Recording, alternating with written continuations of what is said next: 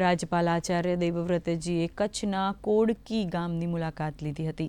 આ દરમિયાન ગામમાં જળ સંચયના ઉત્કૃષ્ટ મોડલ જોઈ તેમણે પ્રશંસા કરી હતી। મહત્વનું છે કે આ ગામમાં ગ્રામજનો 25 જેટલા તળાવો અને ઘર દીઠ ભૂગર્ભ ટાંકા દ્વારા વરસાદી પાણીનો સંગ્રહ કરી આખું વર્ષ મીઠું પાણી વાપરે છે। પૂરતા ભૂગર્ભ જળના અભાવે આ ગામ આજે ટેકનોલોજી અને પરંપરાના સમન્વયથી જળ સ્વાવલંબનનું શ્રેષ્ઠ ઉદાહરણ પૂરી પાડી રહ્યું છે।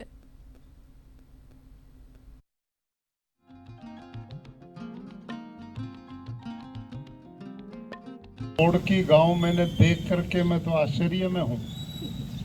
ये तो शहर से भी सुंदर गांव है। बहुत खुशी है कि हर वर्ग के लोग इस गांव में बड़े सुख शांति एकता और प्रेम से निवास करते हैं।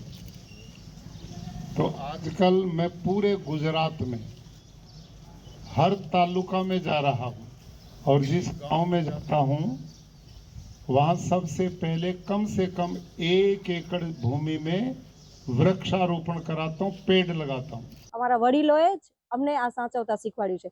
જનરલી અમારું શું હોય કે મકાનની અંદર જે અગાસી હોય ને, અગાસી ઉપરથી એક નીચે પાઇપ ગોઠવેલો હોય છે। પાઇપ ગોઠવેલો હોય ને જે એ પાઇપમાંથી આખો અગાસીનું પાણીનો છે એ સંગ્રહ થાય। એ પાઇપલાઇનની મદદથી નીચે પાઇપ ગોઠવેલો હોય ને પાછો એ પાઇપ અમારો ટાંકાની અંદર જોઈન્ટ કરેલો હોય, જેની મદદથી પાણીનો સંગ્રહ અગાસી ચોખ્ખી હોય એટલે એ પાણીનો સંચય અમારા ટાંકામાં થઈ શકે છે, જેનો ઉપયોગ અમે 12 માસ સુધી કરી શકીએ છીએ। જ્યારે ક્યારેક પાણીની તંગી ઊભી થાય તો અમને તકલીફ થતી નથી, અમે એ પાણીનો સરસ રીતે ઉપયોગ કરી શકીએ છીએ।